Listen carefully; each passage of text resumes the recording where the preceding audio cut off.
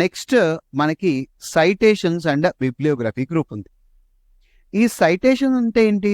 Suppose నేను ఒక file తీసుకున్నాను, ఆ ఫైల్లో ఇన్ఫర్మేషన్ నేను రాస్తున్నానంటే అది నా ఓన్ నాలెడ్జ్ అయినా అయి ఉండొచ్చు, ఏదైనా ఎక్స్టర్నల్ సోర్స్ అయినా అయి ఉండొచ్చు. సపోజ్ నేను చిన్న ఎగ్జాంపుల్ తీసుకుంటే, బెస్ట్ ఎగ్జాంపుల్ ఏదైనా తీసుకుంటే, సపోజ్ నేను ఏమన్నా హిస్టరీ గురించి రాస్తున్నాను, రైట్? నేను హిస్టరీ గురించి రాస్తున్నాను. ఏ హిస్టరీ గురించి రాస్తున్నాను? అయోధ్య హిస్టరీ గురించి రాస్తున్నాను. సో అయోధ్య హిస్టరీ రాస్తున్నా అనుకుందాం.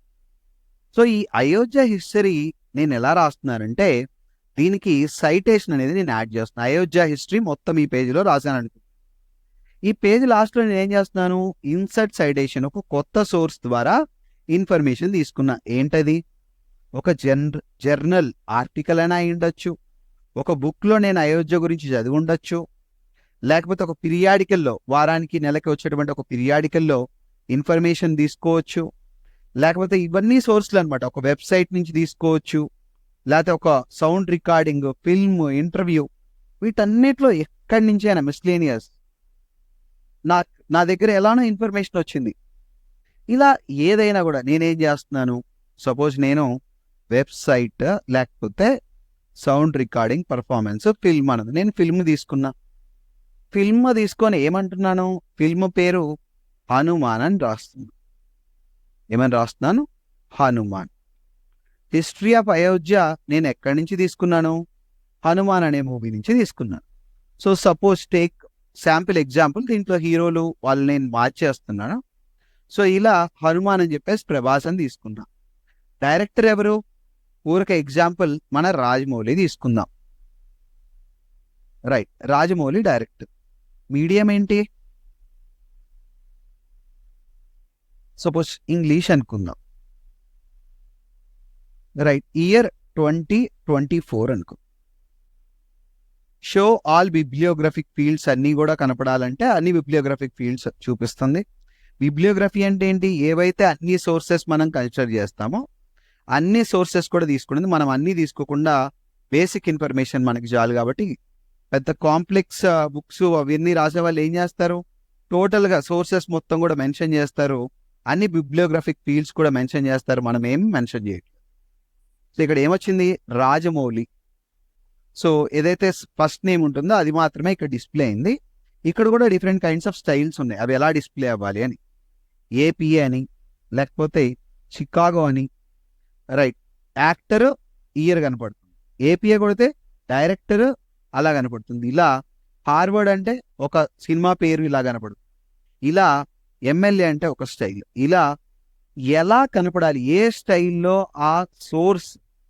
ఈ అయోధ్య గురించి నేనేం రాశాను? అయోధ్య హిస్టరీ రాశాను. అయోధ్య హిస్టరీ రాస్తే ఆ అయోధ్య హిస్టరీ దేన్ని సోర్స్ బేస్ చేసుకొని రాశాను? హనుమాన్ అని ఒక మూవీ తీస్తే రాజమౌళి, ఎగ్జాంపుల్ కోసం తీసుకున్నాను, రాజమౌళి హనుమాన్ తీయలేదు, ఓకే? సో ఇలా మనం ఏం చేస్తామంటే ఇవన్నీ కూడా తీసుకుందాం. తర్వాత నేనేం చేశానంటే మనకి సో కాంతార గురించి రాశాను, రైట్? గాడ్ కదా, కాంతార మూవీలో గాడ్ ఉన్నాడు కదా, ఆ గాడ్ స్టోరీ గురించి రాశాను. సో కాంతార హిస్టరీ అని రాశాను. సో ఇది దేన్ని బేస్ చేసుకొని తీసుకున్నాను సోర్స్? ఏదైనా కావచ్చు. మీరు వర్డ్ గురించే రాశారు. సపోజ్ నేను చెప్పిన క్లాస్ విని మీరు వర్డ్ డాక్యుమెంట్లో కొంచెం నోట్స్ రాసుకున్నారు, ఓకే ఇది టేబుల్ ఆఫ్ కంటెంట్స్ అంటే ఇలా పనిచేస్తుందని. దానికి మీరేమిస్తారు చెప్పండి? Insert citation. ఒక వీడియో చూసాము, ఆ వీడియో ఏంటి? యూట్యూబ్లో క్రియేటివ్ అద్దంకి ఛానల్లో, క్రియేటివ్ అకాడమీ అద్దంకి ఛానల్లో ఫలానా వీడియో అని సోర్స్. ఇలా ప్రతి ఇన్ఫర్మేషన్ కూడా ఒక డాక్యుమెంటేషన్ చేశామంటే దానికి సోర్స్ ఉంటుంది కదా. ఒక బుక్, మీరు బుక్ రాస్తున్నారు, ఆ బుక్ ఏంటి? మల్టిపుల్ బుక్స్లో నుంచి ఇన్ఫర్మేషన్ గ్యాదర్ చేస్తాం, మల్టిపుల్ వీడియోస్ నుంచి ఇన్ఫర్మేషన్ గ్యాదర్ చేస్తాం. ఇలాంటప్పుడు ఏ సోర్సులు అసలు మనం కన్సిడర్ చేసామో వాటి గురించి మనం ఏమిస్తామంటే ఈ ఇన్సర్ట్ సైటేషన్ ద్వారా ఇస్తాం. మళ్ళా ఫిల్మే తీసుకున్నాం, ఈసారి టైటిల్ ఏంటి? కాంతారా, రైట్? పర్ఫార్మర్ ఎవరు? రిషబ్ శెట్టి, కరెక్టేనా? ఒకవేళ ఏదన్నా డైరెక్టర్ల పేర్లు అవి తప్పిపోతే జస్ట్ ఎగ్జాంపుల్, ఓకే? సో మళ్ళీ ఇక్కడ కూడా ఏం తీసుకున్నాం? రిషబ్బే తీసుకుందాం. Director, actor, medium like Kannada, right, year 2022. So ఈ బిబ్లియోగ్రఫీ ఏం చేస్తుందంటే, సపోజ్ నేను ఇప్పుడు లాస్ట్ పార్ట్ ఆఫ్ ద డాక్యుమెంట్కి వచ్చేసాను. షార్ట్ కట్ ఏంటి, కంట్రోల్ ఎండ్ అనేటువంటి షార్ట్ కట్ వాడితే మనం లాస్ట్ వెళ్ళిపోతాం అనమాట, డాక్యుమెంట్ చివరికి వెళ్ళి. నాకు ఇక్కడ ఏం కావాలి, even after like end note తర్వాత ఇంకొక పేజ్లో నేను ఏం చేద్దాం, ఇంకో పేజ్కి వెళ్తే ఎండ్ నోట్ వెళ్ళదు కాబట్టి, సపోజ్ నాకు ఇక్కడ లాస్ట్ పేజ్లో నాకు ఇక్కడ నేను ఏమి ఇద్దాం అనుకుంటున్నానంటే, ఏవైతే సోర్స్లు కన్సిడర్ చేశామో టోటల్ డాక్యుమెంట్కి అవి ఇద్దాం అనుకుంటున్నా. ఇక్కడ బిబ్లియోగ్రఫీకి కానీ, రిఫరెన్సెస్ కానీ, వర్క్ సైటెడ్ కానీ, ఇలా 3 డిఫరెంట్ ఫార్మాట్స్ ఉన్నాయి. నేను బిబ్లియోగ్రఫీ తీసుకున్నా. బిబ్లియోగ్రఫీ ఏమొచ్చింది చెప్పండి, ఏదైతే ఇన్ఫర్మేషన్ నేను డాక్యుమెంట్ తయారు చేయడానికి తీసుకున్నానో అన్ని సోర్సులు, ఏదైనా బుక్ రాసాం, బుక్ రాసేటప్పుడు ఇంకో 10 బుక్స్ రిఫర్ చేసి రాస్తాం. ఆ 10 బుక్స్ ఎక్కడ రాస్తాం, బిబ్లియోగ్రఫీలో మనం రిఫరెన్స్ ఇస్తాం అనమాట, రైట్. ఇలా మనకి ఈ సైటేషన్స్ అండ్ బిబ్లియోగ్రఫీ యూస్ఫుల్గా ఉంటుంది. అలానే మేనేజ్ సోర్సెస్ అంటే ఏంటి, ఏవైతే ఈ సోర్సెస్ ఉన్నాయో వీటిని మనం ఎలా డిస్ప్లే చేసుకోవాలి, రైట్. వాటిని ఏమైనా పాత వాటిని ఏమైనా డిలీట్ చేయాలా, కొత్త వాటిని ఏమన్నా యాడ్ చేయాలా, రైట్. ఇవన్నీ కూడా మనం ఏం చేసుకోవచ్చు, ఈ మేనేజ్ సోర్సెస్ ద్వారా చేయొచ్చు. నెక్స్ట్ మనకి క్యాప్షన్స్ అని ఆప్షన్ ఉంది. సార్ ఈ క్యాప్షన్స్ ఎలా యూస్ఫుల్గా ఉంటుంది సార్ అంటే, మనం ఇన్సెట్లో ఒక పిక్చర్ ఇద్దాం, ఏదైనా ఒక పిక్చర్ తీసుకుందాం, రైట్. పిక్చర్ మన దీంట్లోనే డాక్యుమెంట్లో ఉన్నదాన్ని ఇదొక పిక్చర్ నేను తీసుకున్నాను, రైట్. ఈ పిక్చర్ తీసుకున్న తర్వాత నేనేం చేస్తున్నానంటే, ఈ పిక్చర్కి నేను రైట్ క్లిక్ ఇచ్చేసి ఇక్కడ ఆప్షన్ వస్తుంది ఇన్సర్ట్ క్యాప్షన్, రైట్. క్యాప్షన్ ఏమి ఇచ్చాను, నా ఇష్టం వచ్చింది ఇవ్వచ్చు, నేను ఫిగర్ 1 అని ఇచ్చాను, రైట్. ఇప్పుడు ఇక్కడ ఆ పిక్చర్కి పేరు వచ్చేసింది. ఇప్పుడు ఇలా మనం ఏం చేయొచ్చు, ఇన్సర్ట్ క్యాప్షన్ డైరెక్ట్ ఇక్కడైనా ఇవ్వచ్చు, లేకపోతే ఇక్కడైనా ఇవ్వచ్చు. నేనేం చేస్తాను, ఇక్కడ ఒకటి మెథడ్ చూసాను కదా, ఇప్పుడు ఇంకో మెథడ్ ఇన్సర్ట్ క్యాప్షన్ ఇచ్చేసాను. దీనికి ఫిగర్ 1 అని చెప్పేసి క్యాప్షన్ ఇచ్చేసాను. సో ఇప్పుడు నాకు ఏం కావాలి, ఈ ఫిగర్ ఎక్కడ ఉంది చెప్పండి, పేజ్ 1లో ఉంది. నాకు లాస్ట్ పేజీలో ఏ పిక్చర్స్ ఏ పేజీలో ఉన్నాయో కావాలి.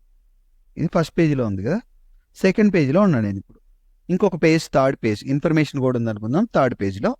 ఇప్పుడు థర్డ్ పేజ్కి వెళ్ళిపోయాను. ఇప్పుడు థర్డ్ పేజీలో నాకు టోటల్గా ఏ పిక్చర్ ఏ లొకేషన్లో ఉంది, ఏ టేబుల్ ఏ పేజీలో ఉంది అని తెలియడానికి మనం ఏం వాడతామంటే ఇన్సర్ట్ టేబుల్ ఆఫ్ ఫిగర్స్ అని వాడతాం. సో ఈ టేబుల్ ఆఫ్ ఫిగర్స్ దేనికి ఇవ్వచ్చు, టేబుల్కి కూడా ఇవ్వచ్చు. సపోజ్ ఇక్కడ పిక్చర్కి ఇచ్చాం కదా, ఇప్పుడు ఒక టేబుల్ ఇన్సర్ట్ చేద్దాం. సో ఇప్పుడు టేబుల్ అనేది ఇన్సర్ట్ అయింది. ఈ టేబుల్కి కూడా మనం ఏమి ఇవ్వచ్చు చెప్పండి, టేబుల్కి కూడా క్యాప్షన్ ఇవ్వచ్చు, ఇన్సర్ట్ క్యాప్షన్. ఈసారి ఇదేంటి చెప్పండి, ఇది ఫిగర్ కాదు కదా, ఇదేంటి టేబుల్, రైట్, ఇచ్చేసాం. ఇదేంటి టేబుల్ 1. ఇప్పుడు మళ్ళీ మనం ఏం చేయాలి, ఏదైతే మనం ఇక్కడ ఇన్సర్ట్ చేసామో ఇన్సర్ట్ టేబుల్ ఆఫ్ ఫిగర్స్, దీన్ని ఏం చేయాలి, అప్డేట్ చేయాలి. అప్డేట్ చేస్తే ఏమొస్తుంది చెప్పండి, టేబుల్ ఆఫ్ ఫిగర్స్ మాత్రమే అప్డేట్ అయింది. మనకి ఏమవ్వాలి, ఆ దీనికి కూడా ఇచ్చాం కదా, టేబుల్ 1కి కూడా ఇచ్చాం కదా, అది కూడా రావాలంటే మనం ఇప్పుడు ఏం తీసుకోవాలంటే ఇన్సర్ట్ టేబుల్ ఆఫ్ ఫిగర్స్లో మనం ఇక్కడ insert table of figures from template table, okay. So table insert, ఇలా టోటల్గా ఏ పర్టిక్యులర్ ఫార్మాట్ అయితే తీసుకున్నామో ఆ పర్టిక్యులర్ ఫార్మాట్లో టేబుల్స్ అన్నీ ఎక్కడ ఉన్నాయి, ఫిగర్స్ అన్నీ ఎక్కడ ఉన్నాయి, రైట్.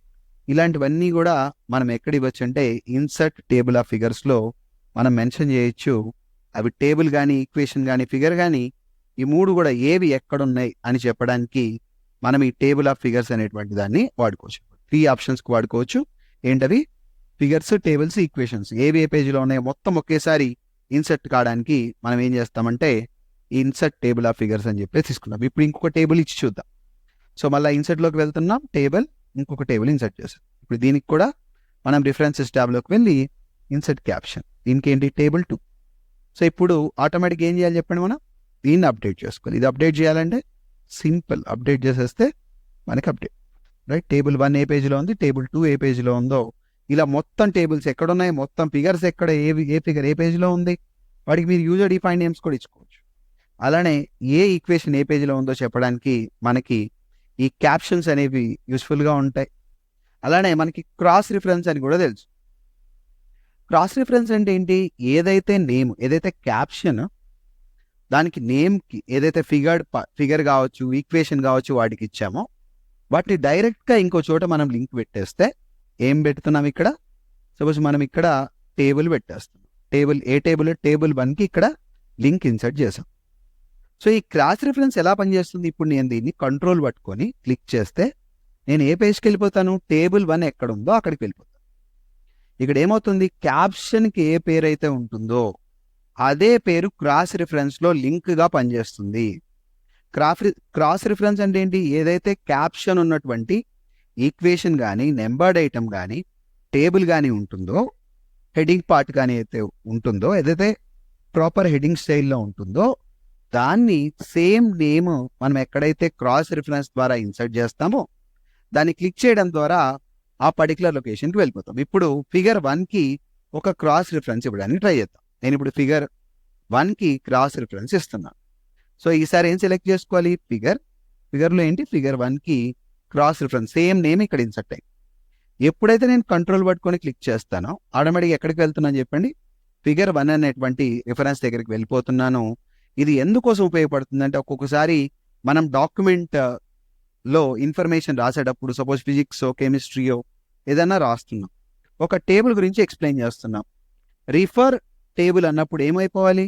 రిఫర్ అని చెప్పి క్రాస్ రిఫరెన్స్ ఇవ్వగానే ఏమవుతుందంటే అక్కడ క్లిక్ చేయగానే మనల్ని ఆ టేబుల్ దగ్గరికి, ఆ ఇమేజ్ దగ్గరికి తీసుకెళ్ళి మళ్ళీ ఆ ఇమేజ్లో ఉన్నటువంటి ఇన్ఫర్మేషన్ మనం చూసేసుకొని మళ్ళీ వెనక్కి రావడానికి ఈ క్రాస్ రిఫరెన్స్లన్నీ కూడా యూస్ఫుల్గా ఉంటాయి. ఇలా మనం క్యాప్షన్స్ ఉపయోగించి డిఫరెంట్ ఈక్వేషన్స్ కానీ, టేబుల్స్ కానీ, ఫిగర్స్ కానీ వాటన్నిటి కూడా మనం ఈజీగా నావిగేట్ అవుతూ మేనేజ్ చేయొచ్చు.